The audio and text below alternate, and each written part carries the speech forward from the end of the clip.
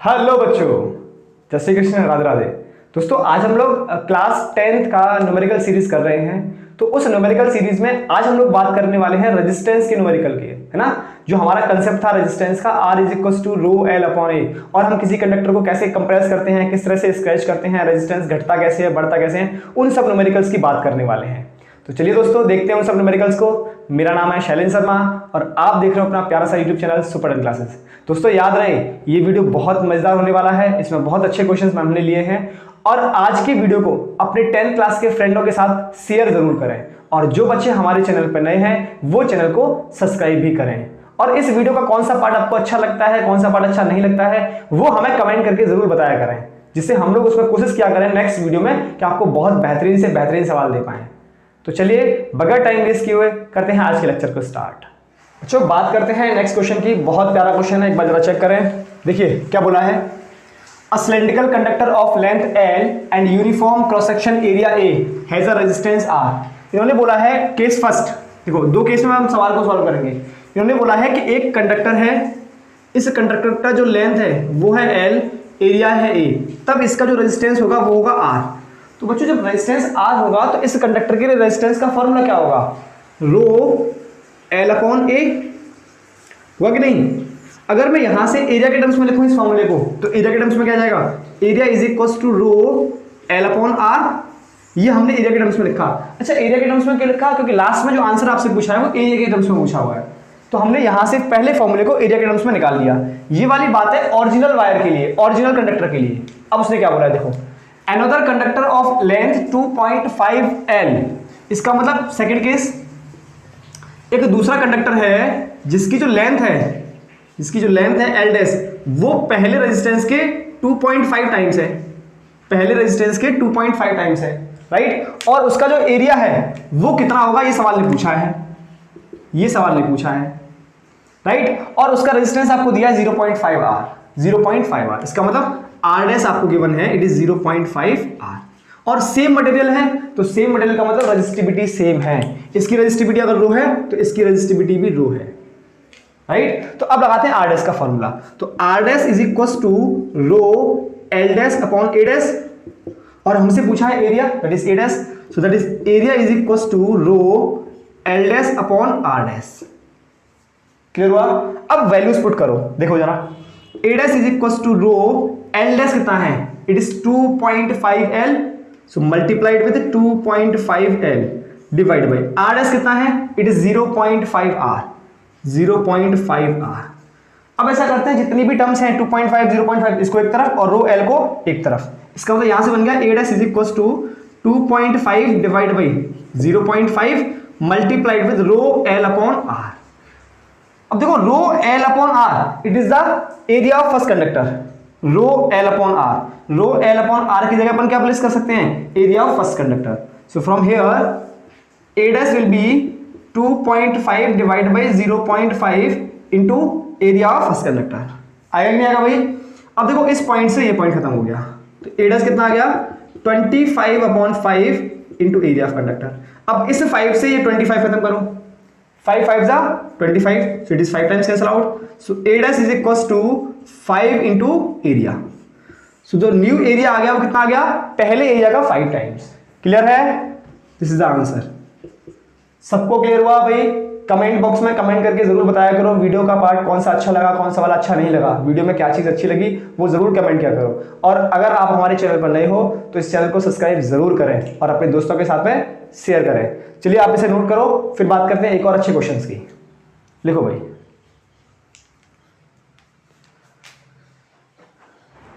Students आते हैं एक बहुत बेहतरीन न्यूमेरिकल पे, बहुत बेहतरीन क्वेश्चंस पे। इस वीडियो को पॉज करें, पहले पॉज करें और इस क्वेश्चन को खुद से प्रैक्टिस करें, है ना। बहुत बेहतरीन क्वेश्चन है, जरा चेक करें भाई। देखिए जरा, इसने बोला है a wire is sketch so that its length becomes 6/5 times its original length if its original resistance is 25 ohm, find its new resistance and resistivity।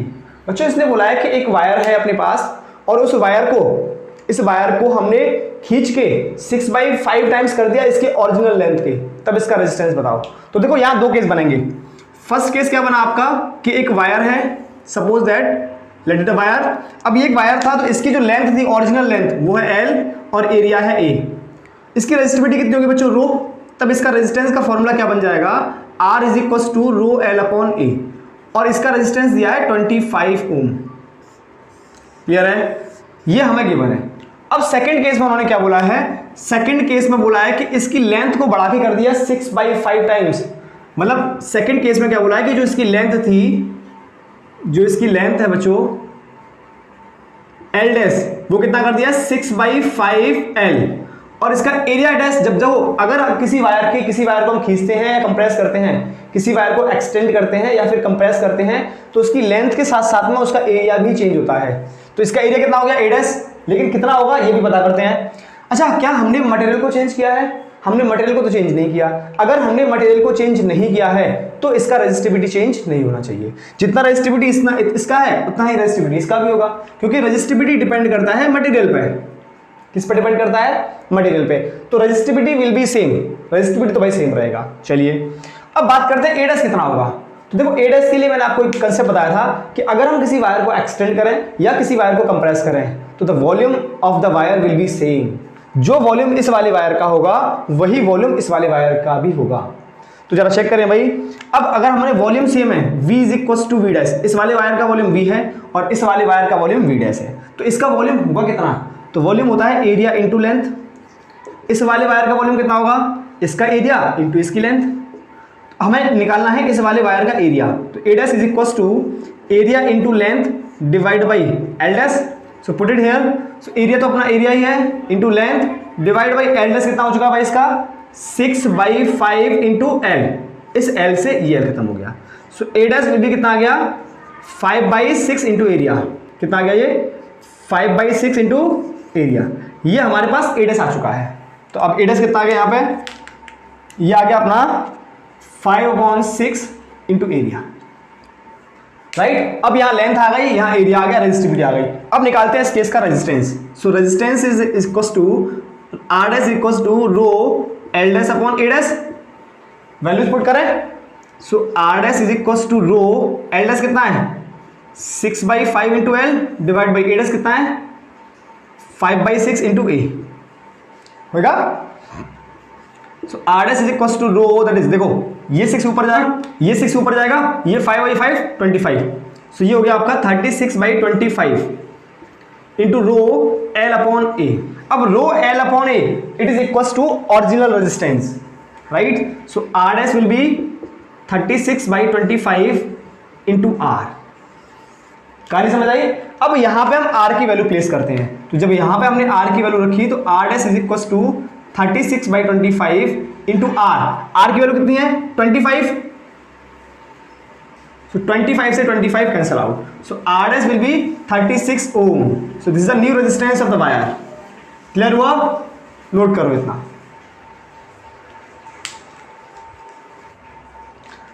हो गया। देखो ये R डैश आ गया 36 ओम, मतलब रेजिस्टेंस जो पूछा था वो फाइंड हो गया।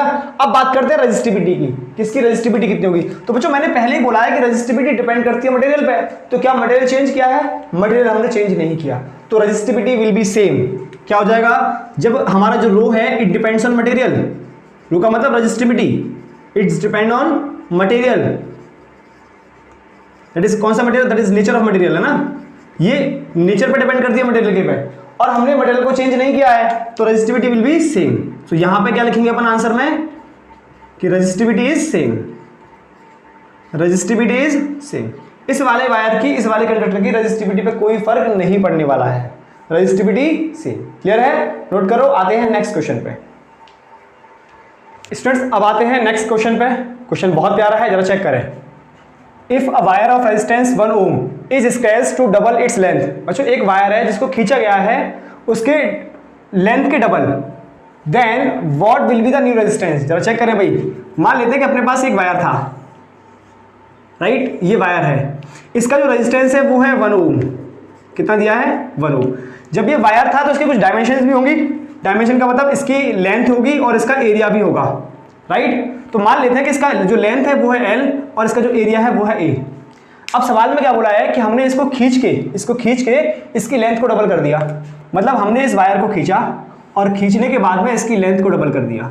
बच्चों जब आप किसी वायर को खींचोगे और उसकी लेंथ को डबल करोगे, इसका मतलब इसका जो न्यू एल है वो कितना हो गया है 2l, तब इसका एरिया बच्चों आप खींचोगे तो इसका एरिया कम हो जाएगा, मतलब जो इसका रेडियस था वो डिक्रीज कर जाएगा, इसका मतलब जो इसका एरिया हो जाएगा a डैश वो कितना हो जाएगा a/2। जब लेंथ दुगनी होगी तो इसका एरिया कितना हो जाएगा a/2। ये किस कंसेप्ट से हुआ उसको समझो आप। होता क्या है कि जब हम किसी वायर को कंप्रेस करते हैं या किसी वायर को एक्सटेंड करते हैं, खींचते हैं या फिर दबाते हैं, तो उस केस में उस वायर का वॉल्यूम सेम रहता है। मतलब इस वायर का वॉल्यूम और इस वायर का वॉल्यूम दोनों का वॉल्यूम सेम है। मैंने लिखा ओरिजिनल वॉल्यूम और फाइनल वॉल्यूम v डैश दोनों का वॉल्यूम सेम रहता है। जब वॉल्यूम सेम है तो वॉल्यूम होता कितना है, वॉल्यूम होता है बच्चों एरिया इंटू लेंथ, और ये कितना होगा a dash into l dash. अब आपको चाहिए कि इसका एरिया कितना हो गया जब लेंथ को डबल कर दिया, तो एरिया कितना बन गया a into L divide by L dash. तो एल डैश कितना कर दिया अपन ने 2l, so a dash is equal to a into L upon 2l, L से L cancel out, so a dash कितना हो गया a/2। जब आपने उसकी लेंथ को डबल किया, अगर हमने लेंथ को डबल किया है तो उसका एरिया कितना हो गया a/2। Got it. अब जरा चेक करें भाई, हमें चाहिए इसका रेजिस्टेंस कितना हो गया है। तो रेजिस्टेंस का फॉर्मूला क्या होता है r dash is equal to rho L dash upon a dash. देखो रो चेंज नहीं किया, रो चेंज क्यों नहीं करेगा, क्योंकि इसका भी रो और इसका भी रो मटेरियल सेम है इसलिए रो सेम रहेगा। जरा चेक करें भाई, so r dash is equal to rho L dash कितना है 2l, a डैश कितना है a/2। सो ये कितना बन गया r dash is equal to rho, ये 2 पर पहुंचेगा, सो इट इज 4l/a। तो ये बन जाएगा r dash is equal to 4 rho l upon a। अब ये rho l upon a this is the original resistance, क्योंकि इस वाले वायर का जो रेजिस्टेंस होगा r, ये कितना होगा रो l अपॉन a, क्योंकि इसका लेंथ l है, एरिया a है, और ये हमें कितना गिवन है 1, तो रो l अपॉन a इसकी वैल्यू कितनी है 1 ओम।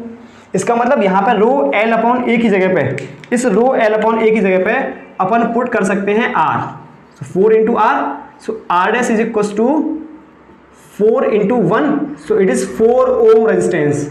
r डैश कितना आ गया 4 ओम रेजिस्टेंस। क्लियर है, नोट करें। आते हैं नेक्स्ट क्वेश्चन पे।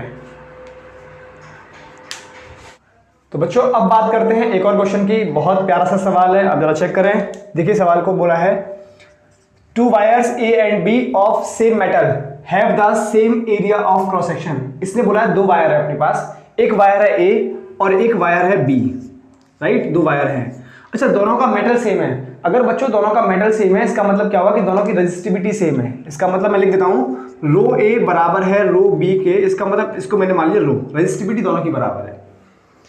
Have the same area of cross section, इसका मतलब दोनों का एरिया भी सेम है, A for wire A and A for wire B is equal to area A, and have their length in the ratio. अच्छा, दोनों की लेंथ का रेशियो LA अपॉन LB, ये हमें दिया है 2/1। दोनों की लेंथ का जो रेशियो है वो 2:1 दिया हुआ है। What will be the ratio of current flowing through them when the same potential difference is applied. अच्छा, उनकी करंट का रेशियो मतलब IA रेशियो IB आपसे पूछा है, ये आपसे पूछा है कब, जब पोटेंशियल डिफरेंस सेम अप्लाइड है। इसका मतलब दोनों का वायर का पोटेंशियल VA बराबर है VB के बराबर होगा V के, पोटेंशियल डिफरेंस सेम है, पोटेंशियल डिफरेंस कितना है सेम है। तो जो करंट और पोटेंशियल डिफरेंस सेम जो करंट और पोटेंशियल डिफरेंस के बीच में एक ही रिलेशन अपन को फाइंड मिलता है, वो है ओम्स लॉ। क्या है ओम्स लॉ। तो बच्चों अगर मैं यहां बात करूं अकॉर्डिंग टू ओम्स लॉ, जरा चेक करना, क्योंकि सबसे पहले हम ये पता करते हैं क्या करना है, हमें फाइंड क्या करना है, जो हमें फाइंड करना है उसमें हमें किस चीज की नीड है। तो अकॉर्डिंग टू ओम्स लॉ, क्योंकि हम लोग करंट सिर्फ ओम्स लॉ के अकॉर्डिंग फाइंड कर सकते हैं अगर हमें वोल्टेज गिवन है तो।